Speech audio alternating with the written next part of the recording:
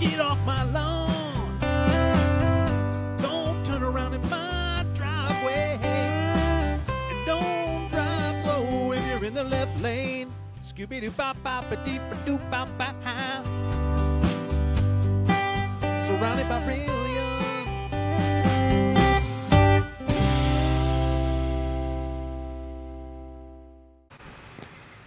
What is up, Internet? Here it is, another episode of the Surrounded by Brilliance Podcast. I'm your host, Josh Will, founder, creator, all things awesome. If you've never listened to this podcast before, you should know that Surrounded by Brilliance Podcast is created to bring together like-minded people who don't get offended by much and who are annoyed by most things, including myself and my guests. This is a podcast where humor, levity, some serious discussion will give you a glimpse into the inner workings of my brain, a self-proclaimed get-off-my-lawn guy. You'll hear some funny stories, some stupid concepts, and a whole lot more from some really interesting people, and probably some not-so-interesting people, which is a great segue into my introduction for my guest today, who is Eric Hensel. Eric is a teacher and high school football coach here in the state up north. That's right, I refuse to say the name. He's in public education for over 20 years now. Eric and his wife Laura have been married for 19 years, and they have 2 children, Olivia and Lincoln. He's a proud alumnus of Tri-State University. If you're not an OG like Eric, you might refer to it as Trine University, but that's how he rolls. He's also a proud Detroit Lions fan, which only proves he's okay with mediocrity. Good news is, man, I'm a Bengals fan, so I'm right there with you. Hey, man. This is our guest, Eric Hensel. What's up, man? What's up, man? How are you?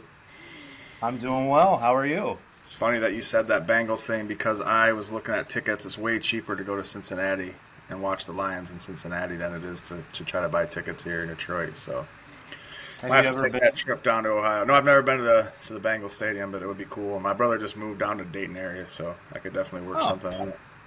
I went to my first Bengals game actually last year. Me, Brandon Hayne, and a couple other buddies went there for the December Browns game. It was supposed to be a Thursday night game, but since they were playing terrible, they got flexed out of it. So it turned into a Sunday game, but it was fun. We had a great time. So how are things with you? What's going on in your life? Anything fun? Anything exciting? To share? Fun and exciting. I don't know. I'm middle-aged guy, pretty standard life. 2 teenage kids, so dealing with that. One just graduated. Got one that's going to be a junior. Football season for a high school coach is we start Monday, so just in a few days here. So that's coming up. So getting ready for that. This will be like my 21st year, I think. Damn. Going into coaching. Yeah, I started right the first year I got out and just kept going. So. This summer was just packed with, the end of the year graduation stuff and awards, and then getting ready for her graduation party. And it feels like the summer flew by. But as far as that, man, like when you read the bio, that's basically, nothing super exciting, but just your average middle-aged American just trying to get by. Oh, nothing wrong with that. So you, we haven't actually talked about this. Have you been You haven't been coaching at the same school for 20 years, have you?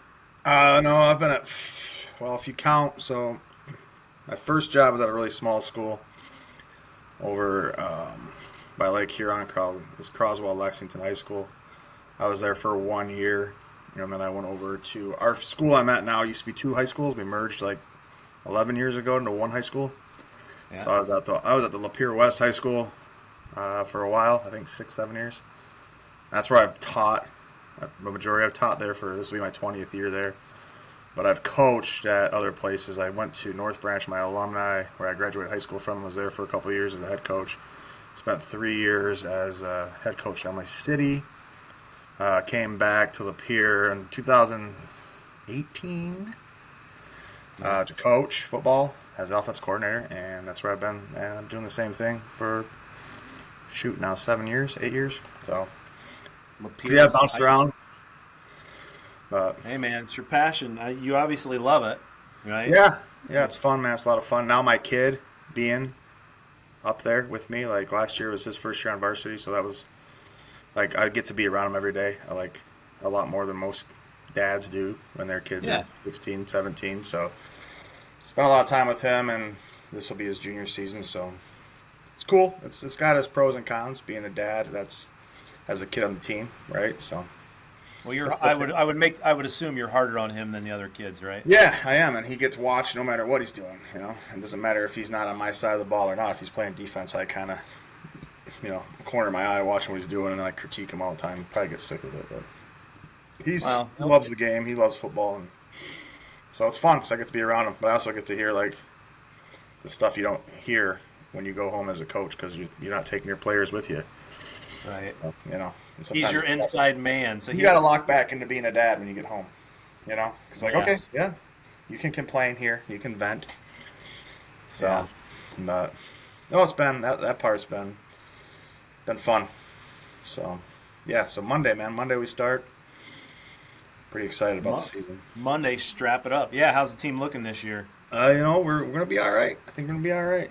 We play a tough league, and we play a team out of Illinois this year in a non-league game that's supposed to be really good. So, but this will be like one of our smaller teams, like number-wise. We're kind of shrinking around here, but we got some speed, man. We got some good skill kids, and if our offensive and defensive line can come up, we'll be pretty good. I'm excited.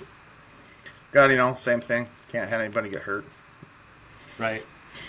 Everybody plays both ways. This year. Traditionally we tried to keep our offensive line, just one-way guys. But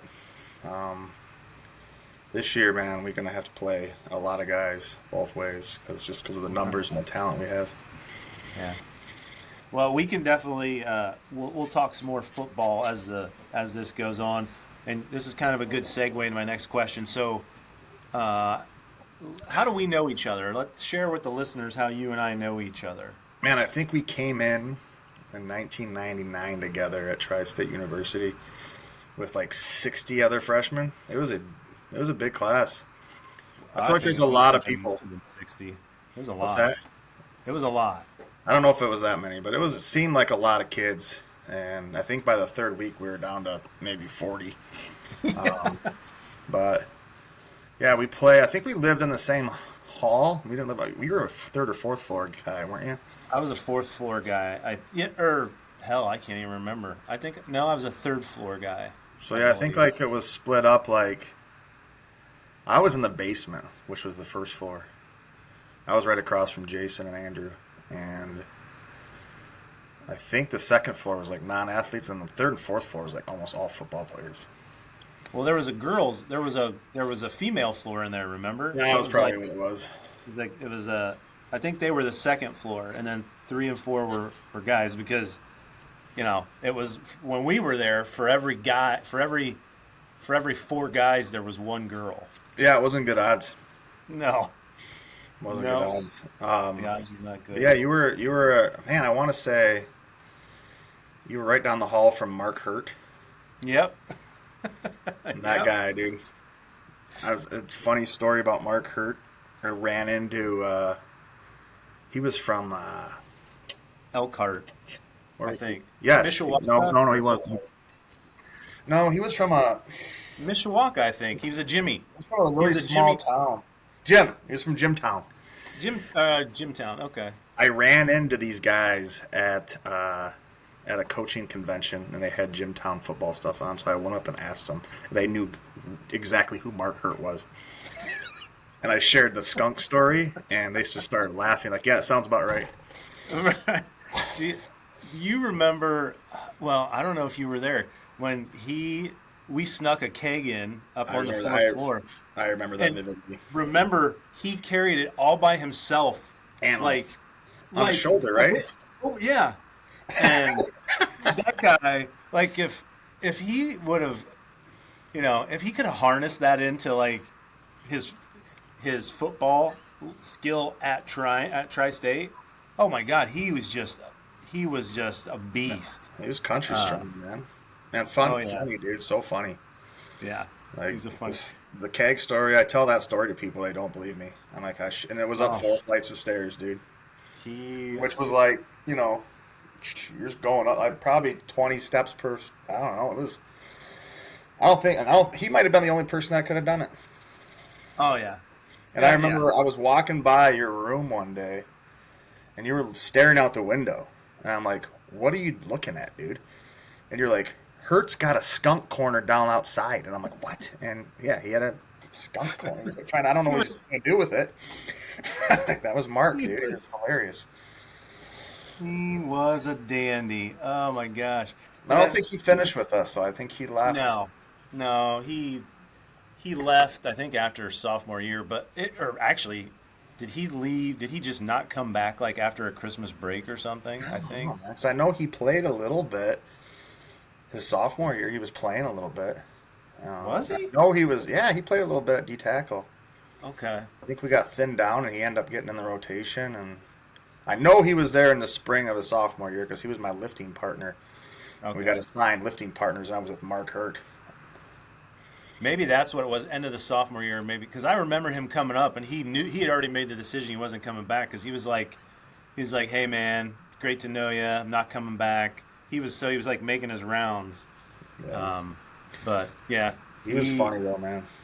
Remember when he had that, was it his scooter? Or he had someone else's scooter, and it was one of the two-wheel scooter, and he'd take it to the shower, and then he would ride it back and forth to his room, and then it wouldn't be a surprise if you saw Mark Hurt fly by your dorm room naked on a scooter.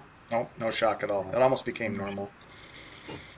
So that's how we know each other. We met each other at Tri-State University, now known as Trine University. We played football together for 4 years there, graduated, and then now we are grown fucking men. Yep. So dumbasses. We are. Didn't know how good we had it back then. Yeah. Back then we were complained about not having air conditioning in the dorms, and this food sucks. And but little did we know, those were a glimpse of the good old days. So yeah, some of the best times, right? Some of the best times. Some fun stuff. So that's how we know each other. Why, obviously I'm pretty fucking freaking awesome. I don't know. I like to curse. If you don't want me to use foul language, go ahead, man. Yeah, well, I was gonna say. I didn't know if this was a family show. I don't let my little nieces and nephews listen to it, but sometimes people don't want to curse, and that's cool, and I won't curse with them necessarily. But anyways, why'd you agree to be on this podcast? Well, I follow you on Facebook, so I knew you were doing something like this. I didn't know how big it was or how popular it was. I listened to your little previews when you post, and I listened to a little bit of you and Brandon, and I remember Brandon, and the Joe Nemeth one was, our old coach was on there, and that was pretty interesting. And so kind of along lines like he said, like, dude, like if you're trying to do something and I can help you out, I'm always willing to help anyone out, and it just seems like the way of the world, man. I watch a lot of these, so thought it would be fun. Yeah. Well, I appreciate you having a willingness to come on, because I'm not. It's I ask that question to everyone, and a lot of people say the same thing. They want to be supportive of me, and I appreciate that tremendously. But ultimately, what I've found is, and I got about, sometimes we'll have up to 85 listeners a week, which is, I'm not going for a certain number, because what I've found is what I'm getting out of this is I'm having a lot of fun just talking with people who I connect with regularly, and I'm having a lot of fun reconnecting with people like yourself or Coach Nemeth, who I haven't talked to in quite some time. And it's I guess I'm at that age where I appreciate it much more, and I'm appreciative of like you and Brett Niecamp's coming on tomorrow night, and Brandon and all those guys, us just being able to reconnect and remember some of those fun times, and just kind of see where everyone's at in life, and hopefully stay connected from this point absolutely, man, because like the opportunities for us to get back together, getting all of us together at once would be like nearly impossible. Yeah. Like we try, and even if you go to an event back at the university, like you're not going to run into everybody. You're not going to have time to see everybody or talk to everybody as much as you want. So, This is awesome. Yeah, I told my wife. And I think it's cool you're doing this, man. This is like you kind of had to put yourself out there a little bit, you know? Yeah, I mean, look, this isn't the best podcast. It's not the most, it's not the funnest, the coolest, or the most well thought out. But my goal is that whoever we have on, we at least have some fun. And that's what I told my wife. I said, I don't care. I said, honestly, after the first podcast I did with Brandon, the very first episode, I said, if no one listens to this, if like 5 people listen to this, I'm going to keep doing it because it was fun. And I'm still having fun. So I appreciate you coming on here. So you've listened to some podcasts, and a couple, and the underlying sentiment in these podcasts are, I mean, we find some heartwarming stuff. We find some cool things to talk about with some positive stuff. But the underlying sentiment is, and there's a reason I started this podcast, is because there's just a lot of what I call get off my lawn type people out there, or moments. So when you hear the phrase "get off my lawn," what does that mean to you? That you're kind of sick and tired of whatever you're sick and tired of seeing that's going on out there in the world. It could be just as somebody on your lawn, but no, that's just like, you know, maybe it's a big picture, maybe it's just your community, maybe it's your drive to work, how you deal with shit at your job. We all have those things that drive us absolutely insane on a daily basis, and it's probably a great spot to get those out, talk about It them, is. make fun of people. It is. So see, you completely understand the podcast. So Yeah. So that's a good segue into our Get Off My Lawn segment where, you know, I've been compiling this list for years where when I see something, whether it's in public or at work or wherever, and it just makes me, I find myself like stopping and kind of turning my head. And to your point, I'm like, I'm saying to myself, what are we doing? Like, what are you doing? Why are you doing that? It's just people doing stupid stuff, whether they're doing it intentionally or unintentionally. And but you're just like, I think to myself, I'm not the smartest guy in the world, but I have way more common sense than 90% of people on this planet. So my wife, Tony, tells me I'm kind of like a 44-year-old man with the mindset of an 80-year-old. And first of all, I think that's I take that as a badge of honor. But so I've created this list, and that's where this segment comes from. So this is where the segment where I ask my guests to talk about one, get off my lawn moment, and then I talk about one, and I'm going to go first. All right. This time. So my get off my lawn moment this time, and as you listen to more of these, Eric, you'll notice I try not to have repeats because I have so many of them. But my get off my lawn moment is one that I've thought of this. I've had this written down for a while, but I call it selective adulting. And you may or may not be in this stage, but because your daughter just turned 18 or is 18, I believe. But I talk with my wife about it, and I bring it up to our kids as well. Selective adulting. They do this thing where, like, if they want to go do something fun and cool, or they want to go hang out at a friend's house, or if they're gonna be like, they don't ask, they just tell, I'm gonna go here, or I'm gonna buy this, or I want to do this. Like, if it's fun stuff, they're like, yeah, I'm an adult, I can do that. But when it means being proactive in taking the garbage out, doing the dishes, emptying the laundry machine, the washer or dryer, or just being an adult, they choose not to do those things, right? So they're like, when it's stuff that's fun and cool, yeah, I'm an adult, I can do that. But when it's actual adult stuff that no one likes, but you still got to fucking do it because you're an adult, they're like, they just ignore it and kind of act like, oh, yeah, I forgot. Well, so that's my get off my lawn thing. And I would venture to guess that there are a lot of guys and gals our age who see that with their kids. Like, oh yeah, dude. You want to be the big man when it matters. You want to be able to go out, do whatever you want. You have your money that you want to spend on whatever you want, but yep. Okay, can you help me out here? Like, okay, for example, if they say, hey man, I need to go get this. Like, I need this, whatever it is. Or I want to go here. Like, you're just supposed to drop everything. Yeah, dude, let me go right now with you. And I'm like, hey man, can you come out here and help me out in the garage or whatever? And like no response, nothing. And then I have to go in there and like drag him out. I said I would be there in a minute. Like, oh, dude, it's a 5-minute job, dude. Yeah. Man, it's an emergency. It's an emergency. And that's just not kids. That's other people sometimes that you deal with. No, you're true. It's true. I was speaking from... kids are the worst, man. We just got back from vacation about a week and a half ago, and there was on vacation, it was like, because all of our kids are, our oldest is 23, next is 21, and then 18. So they're like, yeah, we can do this, we can do that, all the fun, easy stuff. But they don't take the time to be like, oh, I maybe should take the garbage out, or oh, I should probably let people know where I'm at. But yeah. So anyways, take two 16-year-olds on vacation. Like, so we went to Panama City this summer. Yeah, this last spring. Took one of Olivia's friends, took one of Lincoln's friends. We had 2 rooms, girls in one room, guys in the other room. Girls' room, not too bad.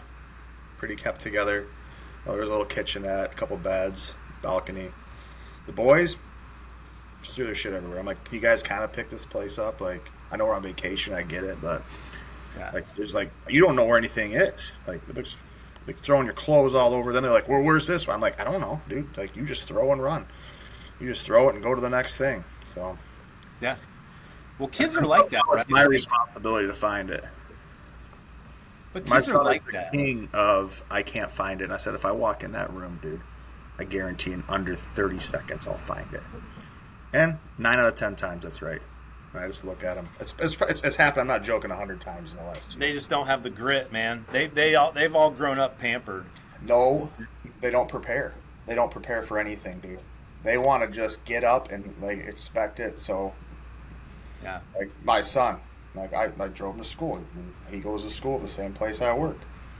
So hey, you got everything? And it's like he's milling around. We get in the truck and I forgot this. I was like, he doesn't prepare. And then somebody else has got to come to the rescue to make sure he's someone else becomes your problem. Yeah, so. Like, dude, if you're prepared, if you really cared about whatever this is, a project, if it's for practice after school, it's whatever you're doing, you would have had it ready to go. Yeah. But you're looking for a shirt out of the laundry basket, wadded up, like, come on, man. But he'll grow out of that, hopefully. My daughter's pretty good about that. But she's good. You're a little older, so. So, the other to bring this full circle, because we don't. I want to show people that on this podcast we don't just complain about everything. We're simply pointing out things that other people should get annoyed with. What I like to do is say, okay, now that I just talked about that and how annoying it is, what's a positive I could take from it, or how can I turn it into a positive? So here's my take on selective adulting and either making the situation a positive or how it could be positive. The positive thing to me is, and this is some growth in me, because I'm like, these kids are never going to fucking learn. But the positive to me is the kids are starting to take the initiative, or whoever's doing, like in this situation, the kids are like, all right, I'm going to do this because it's fun and I'm an adult and I can do this. So the positive is, all right, you're taking the initiative. In my mind, at some point, the switch has to be flipped and you'll be like, and you'll start to learn the other half of it. Like, I'm an adult, I can do fun things, but I also have to do things that are not so fun, because that's just life. And another positive to it is, if they decide not to do those things, they're going to have some failures, they're going to have some obstacles, they're going to have some things in their life that are uncomfortable, and they need that, really. They need that adversity so they can figure out how to navigate through it. So, wow, that's a whole lot of positivity I just got there. Yeah, I agree with you, man. Like, there's going to be a time where something's not going to go well, and they're going to have to handle it. But sometimes you see those moments. I know we're talking about kind of your kids and my kids, but sometimes they'll do something, and you'd be like, oh my God. Like, they're acting like they're like, for example, like Lincoln, my son, not the most social cat. He's at my daughter's graduation party. He comes out and he's like shaking hands, and he's like Mr. like social and talking to everybody. And everyone's like, oh, what a nice young man. I'm like, dude, this is not who this guy is normally. And normally I can't get anything out of him. So yeah, so sometimes you see like, okay, all the stuff we talked about, you know, I was like, hey, if you meet somebody, shake their hand, introduce yourself. Yeah. You know, try to talk to people, be polite. And so sometimes they hear what you're saying, but we just don't practice it as much as we want. Listen to the coach in you, Eric Hensel. Now you're coaching me. So since you just coached me some there, now I feel like I need to be way more complimentary of my kids. For the record, they do a lot of great things. But again, that segment is about things that annoy me. My kids do the same thing. They surprise me when I see like, okay, you're learning that, you're picking up on it. I get it. So thanks, Coach Hensel. Yeah. All right, Eric, it's your turn. It's your turn, man. All right, I'll give you two. One is one is a minor annoyance that just drives me nuts. It's when I'm driving and I really know this person. I know they're probably slowing down to turn, but they don't put their turn signal on until like the last second, and so I know I can't go. And not that I've wasted that much time. I probably lost 10 seconds, but I'm just like, if you just would have put it on 40 feet ago, I could have gone. But my number one thing, this is a work-related thing. Every once in a while, we have these meetings after work as an entire teaching staff. And most of the time, our principals are pretty cool about trying to get us out when they said. Like if it's going to go till 3:30, they'll try to get us out at 3:30. Yeah. There's always the one person at the very end when he goes, is there anything else anyone wants to address? And everyone's right. Yep. Hand comes up. And it's not like it's something that could definitely be taken care of after the meeting. It only affects like 2 people or an email. Now I got to sit there and like for 5, 10, 15 minutes. That is like, dude, stop. And it's usually the same like 4 or 5 people. So I start this thing where I just start to get up as soon as he's like, all right, I think unless that's someone, and I just start to get up. And if anybody raises their hand, I make like, and I sit back down. Just so they know, I'm disappointed. Disappointed in you. I've made it clear through my body language, and everyone else is on board here. Yeah, that drives me insane. Like, let's get out of here. Because most of the time those meetings are useless anyway. You're like Karen, this could have been an email. We don't need to talk about it here. It only affects you. Like, you're the only person that's worried about this. Like, he's going to be here. He works right across the hall. You can just walk over and ask him. Yeah. Or you could have done that before. Like, you just had to wait. You had to wait 2 weeks for this meeting. Like, couldn't address it any other time. Some people just want to be heard. No, I get it. I think we all, and I know I endure that at work too, where I'm just like, why are we talking about this? This meeting could have been over 10 minutes ago. Like, sometimes people just, to your point, they want to be heard and they just like to hear their own voices. And I work remotely, so I have a little bit more grace because I've understood over the last 5 years that when you start to work remotely, and I'll go to clients if they want me on site, but most of my work is done here in my office. That you kind of want to stretch out some of the human interaction sometimes, like when we have Teams meetings and stuff. So sometimes it's just a matter of they want some social interaction with their coworkers. So I was like, so I have a little bit more grace at times, but then it crosses over to like, okay, we've had some socialization, we're good. You could actually set an individual meeting with this person remotely and do whatever. But so how do you take that, Eric, and make it a positive? How do you take what positive? I don't think you can, man. I don't think you can take it. You have to. You have to. I'm drawing a blank. I guess it's an exercise in patience. There you go.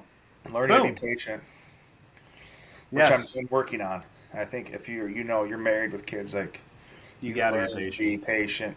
You learn to let the storm pass. Well, you try to you learn that that's what you should do, but you don't always let the storm pass. Always. And every time that you pipe up, or you show a little bit of anger or anything, you're like instantly regret it. You're like, oh, no, I just lost that argument. I just lost that. I'm done for a while. It's better just to let it go sometimes. That right there that may be the most underrated advice ever on this podcast, especially to married men, is it's better to let it go. It's hard to let it go sometimes, Oh, but depends on but what it is.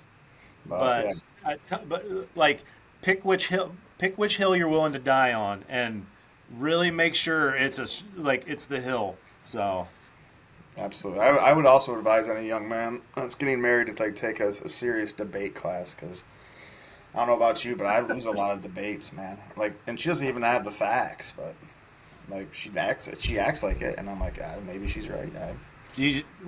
sounds like she's just confident in what she's saying, and You know how it looks goes, like you man. need to take a debate class. Like, why do we have to do this thing right now? Like, this makes no sense. Why do we have to load the dishwasher this way? This makes no sense. Why does it even matter? Like, I get in more Well, trouble for dishwasher stuff. there is a Like, certain way to look at dishwasher. I'm also supposed to know where everything is in the house at all times, even though I didn't decide where anything went. And like, if she reorganizes it, I don't know where it is, and I'm just like, "Hey, where's that?" She's like, "How do you not know that?" I'm like, you moved it." Like, I don't. It I don't know. it sounds Whatever. like it sounds like Laura and I might have some similarities on a couple things when it comes to the dishwasher, at Well, least. she's type A, and I'm not as type A. Trying to be better, but Just be little you. things don't bother me. The little things bug her. Yeah, well, that's me too. So that's something I'm working on is like not letting the little things bug me. And I think one of the things I've been working on doing, I don't always do it. Actually, I rarely do it. I need to be better at it. Is just my wife says this. You got to try to meet people where they're at.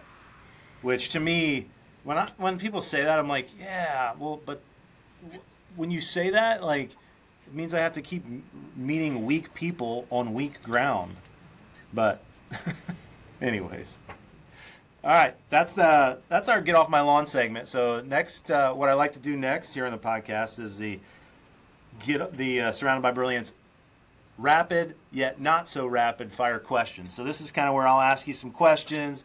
We can see where the conversation goes and just have fun with it. So, Okay. all right. And I didn't give, if you're listening or watching, I didn't give Eric.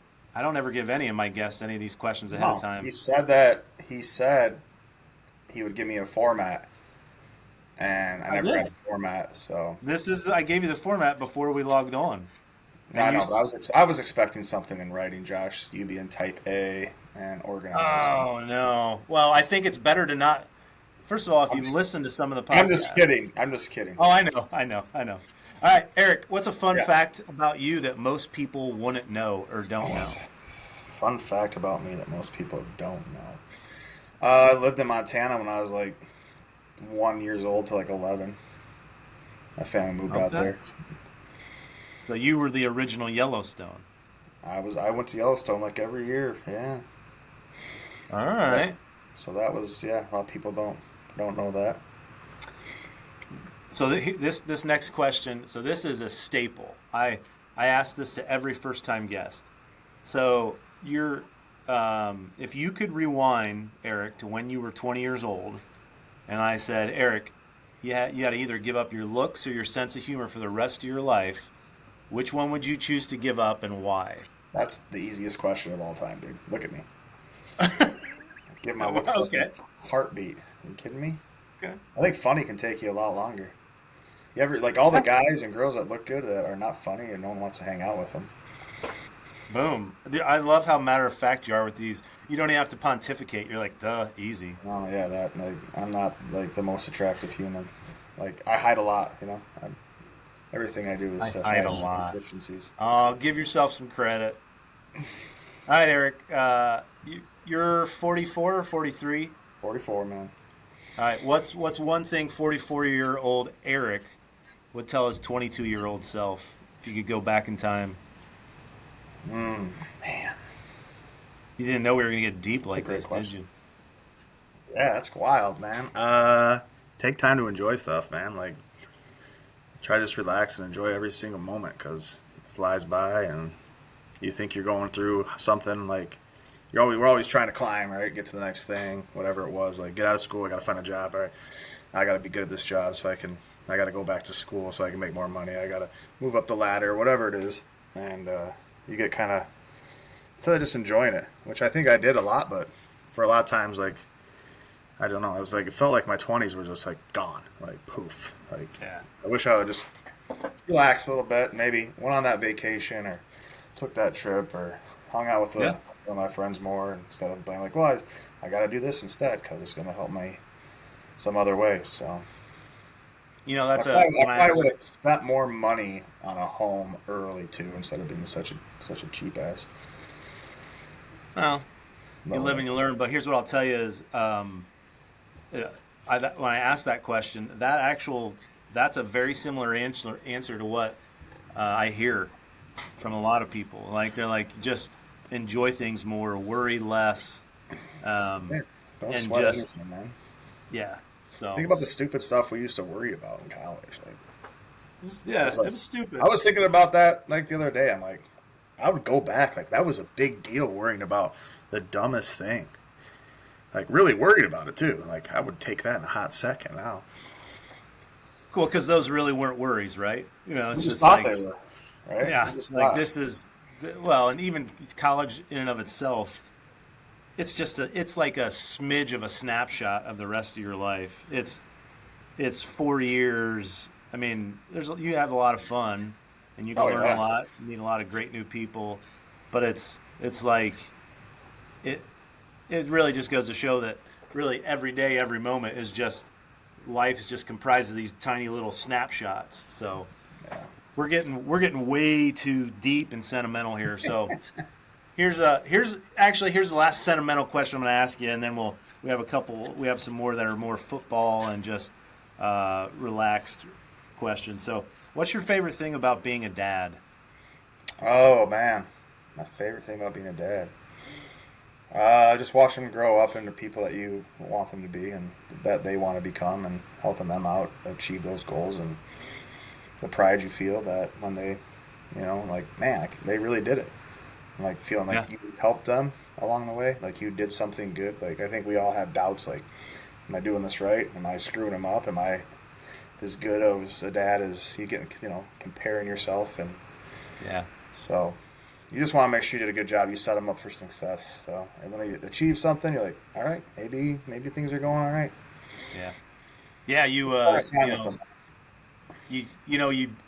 it's like it's kind of like you're doing your best. You think you're doing your best, but you always have that doubt. You're like, hey, I think that I'm guiding this child in the right direction and doing the best I can, but you don't really know until they get out there and they're faced with some adversity or some type of decision, and then you're like, that's, to me as a dad, that's how, to your point, when you find out they did something, whether it's a big deal or even something small, and you find out, okay, that's when you're like, okay, all that parenting and that work and that worry, maybe I did get through to them. So It's like that Theo Vaughn quote. Like, I don't know what I'm doing, but I'm working really hard at it. I have no idea what's going on. But I'm doing it. I'm doing it.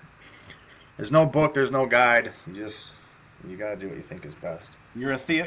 You listen to Theo Vaughn, huh? He's a funny dude. I watch all those guys, man. I got a lot of, summertime. I got some time on my hands, so I That's like right. to laugh. Yeah. I like to laugh. I like to have a good time. All right. So now we're getting more when you and I were in college. What's your favorite on-field memory of our days at TSU? And if you have a couple, if you have a few, that's fine too. Uh, on the field, man. I want to come up with something that's funny, but all right, I'll give you three off the top of my head. Sure.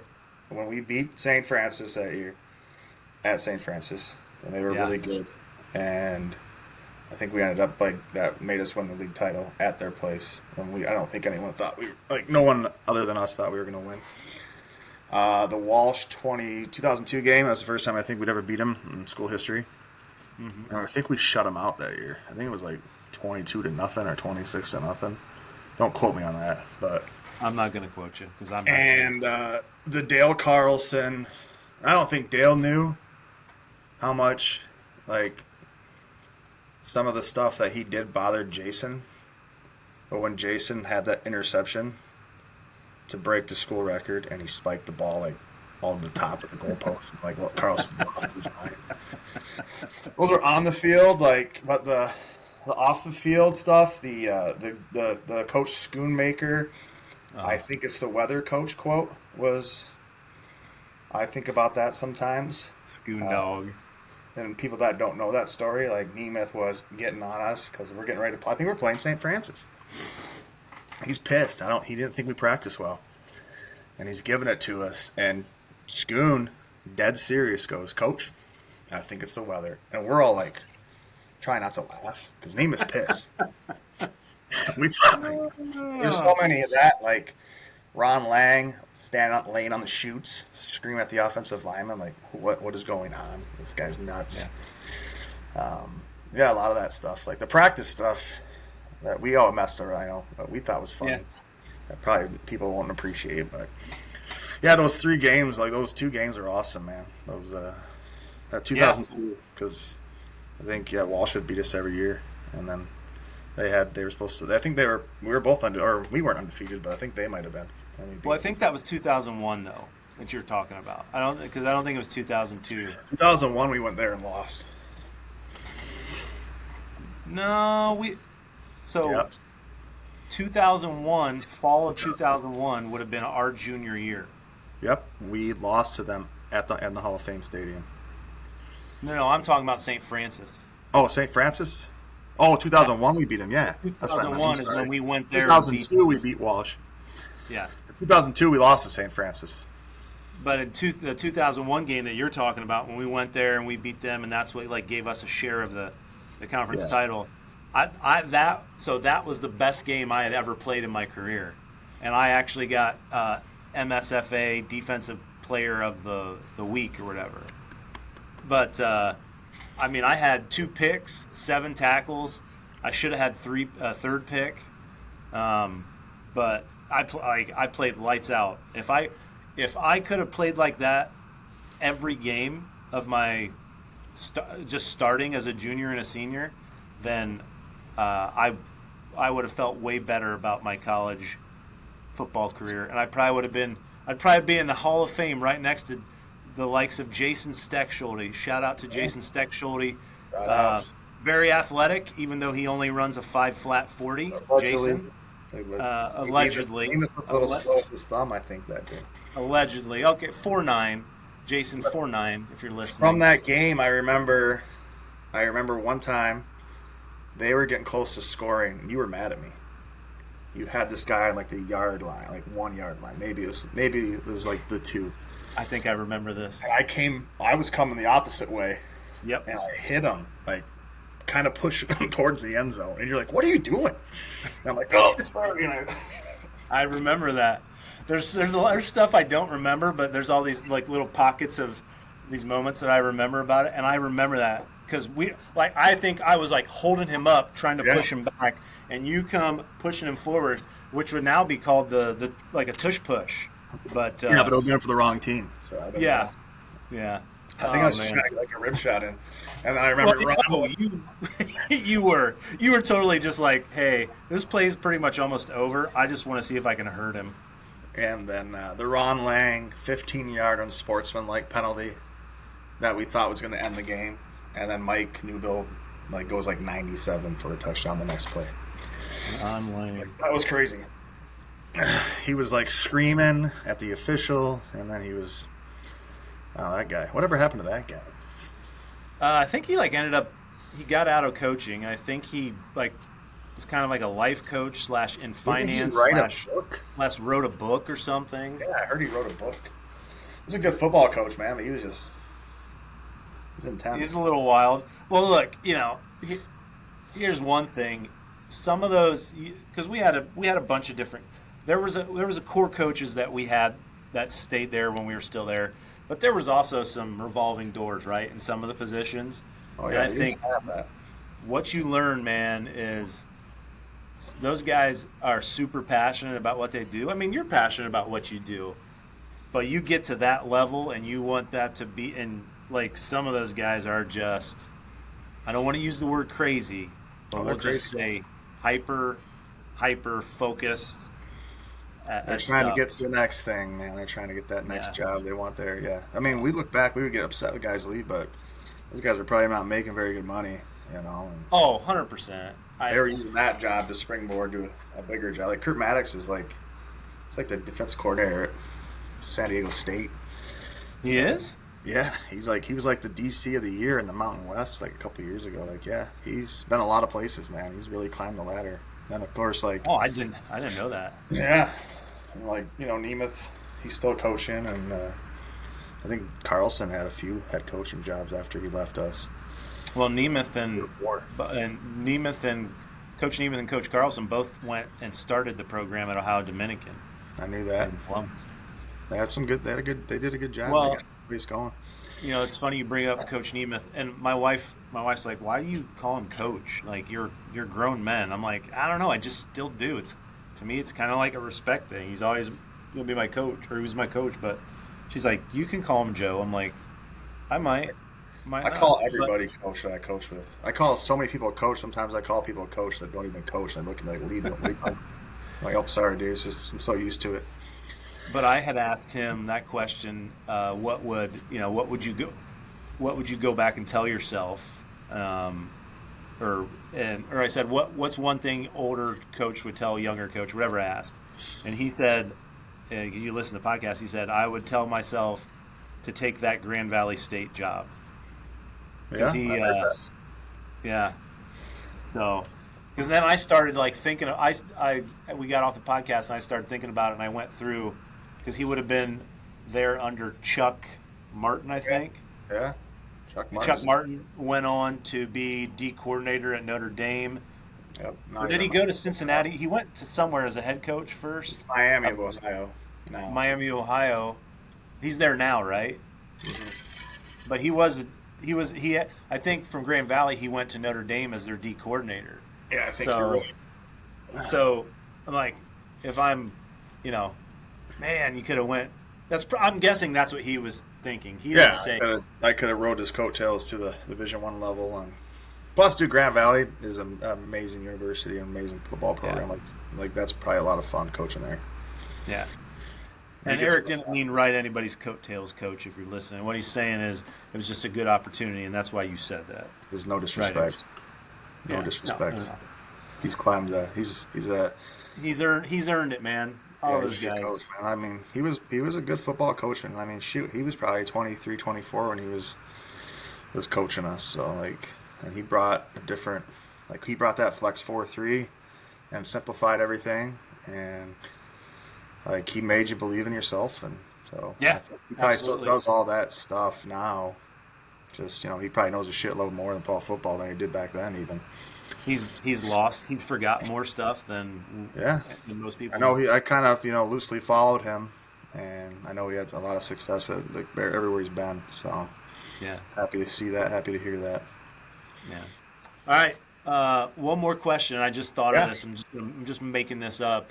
Okay. This is to maybe just try to get some shout outs to some of our old teammates. Okay. So what you've got to start. You want to create the best defense possible.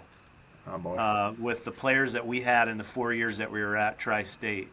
Start naming off some guys and positions. I mean, it doesn't have to be like for 11 guys for sure, but start naming off some guys so that you'll say some names, and then ultimately there'll be some shout out to some of these guys.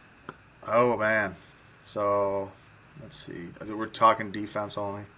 Yeah, just do defense. We're gonna go stack at corner all day. Every day. Parsley was there when we were, but he was like, he didn't really finish that year or whatever, something happened. Yeah. But he was supposed to be like the man the previous 2 years. Safety. Jason Hart. Hart was good, dude. I'll give you props, dude. Like you were always in the right spot. Up front, man. Bill Krasinski. I don't remember Bill. Bill. He was a big, strong dude. Danny Prossman, man, all day. Like that guy he was really good. Jordan Giuli was incredible. Coach Jordan Geely as well. Yeah, a lot of really coach moved talk. on, Coach Eric Hensel, Coach Nemeth, Coach Jordan Geely, Coach He Carlson. was just like you couldn't move that guy, man. Linebackers. Ooh. I mean, we had some good backers. Like obviously Isaac Sturgis was probably the best. Like he's the most physical guy. John was a 2-time All-American, so like what are you supposed to say? But wasn't there a guy? So it was just when our time, so it doesn't matter. Like Wes Novak, remember Wes? Wes. Like He was just super smart because he Yeah, coached he coached linebackers for Yeah, years. he too. was like, I think he was pretty good. Watching him play, and Kyle Chrisman was a really good player. So yeah, I think Well, there was a lot of good. So to your point, like not to cut you off, but we had a lot of, especially at Tri-State. Man, we brought in a ton of really good linebackers. So much so that guys who were brought in who were good at linebacker maybe weren't getting a shot necessarily that they wanted because there were so many good linebackers there, right? I mean, you came in at linebacker. Yeah, man, I moved all over. I was Mike, I was Sam, I was a Will. I ended up going down and playing DN. That was fine. Even though like I really felt like I had a chance going into that year. I think Nick Vanover. You forgot Nick Vanover. Dude, Nick. That's one guy I still talk to. See, I'm gonna piss people off. Nick Vanover. I'm gonna piss people off by leaving them off. Nick, I still talk to Nick regularly. Like even Brent, dude. Like Brent didn't get to play a ton. Right. That dude would bring it, man. Like that He dude could bring it, and he was Andy so Schlegel. smart. Andy Slags. Schlegel. Like he was just a consistent dude.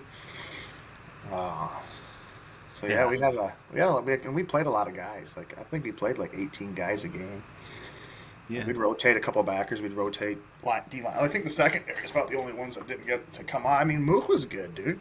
Mookie. Yeah. Mook was good. Coach Otto Who Schregel. was the other safety? Derek was there when you were there, right? Derek was kind of like Lee Schlegel was Schultz. good, dude. Yeah, Derek. But Derek wasn't Derek like he was a freshman that year, like wasn't he? I think he was just Our junior year. So our junior maybe. year though, he started as a freshman, didn't he? We didn't know who was going to be the other safety. So then we graduated both those guys. Otto Graduated and Hart and Schregel, and then our junior year, it was me and I think Eby was a sophomore. He listens to these podcasts, at least some of them, so I'm sure he can comment on that. He can let us know what year. I thought he was a 4-year starter. I could be wrong, but he might have been. Derek was a crazy dude too, man. Like I didn't hang out with him that much, but like that dude would come to practice with a dip in, like during practice. Like I never had a shirt on underneath, never. Like that dude was like, all right, Yeah. this dude's all right. Well, yeah. Yeah. I'm like, how do you do that, man? Like, you don't wear a mouth guard and you got that. Like, you're tackling people. He's like, it's fine. I'm like, okay. Yeah. He just gets used to swallowing chew spit, apparently. I guess, you better bring it. So, because if you get hit, that thing's going right down. You're gonna have a problem. Yeah. Maybe that's motivation. Like, I can't lose this thing. I gotta keep this in. I don't want to. You gotta be hard up, man. Like, you can't take 2.5 hours off. Well, you remember? I think it was our sophomore year when it was our senior. I don't know. Anyways, they came up with the rule. All of a sudden, it was a tobacco-free environment because a lot of those guys would dip. I mean, I'd say 80%, dude. Yeah, I tried chaw for like a week one time because I never chewed before, and I found I'm this from like Delphus, Ohio, bitches. I'm gonna show you guys. I'm country. and I tried chaw because I found like Red Man. Brent Niekamp found this like flavored chaw at like the Butt Hut, and it was like peach flavored, all these different. So I tried that for a week, and then I'm like, we had an away game. You know, we get on those buses Friday mornings, drive to wherever we're going to practice. We're 20 minutes into the drive out of Angola. And the stopping and going like this, and I had a chaw in, and I was like, So took it out. Nope, no more. Smart man. Get off my lawn. Don't turn around in my driveway. And don't drive slow if you're in the left lane. Scooby-Doo-bop-bop-a-deep-a-doop-bop-bop. Surrounded by brilliance.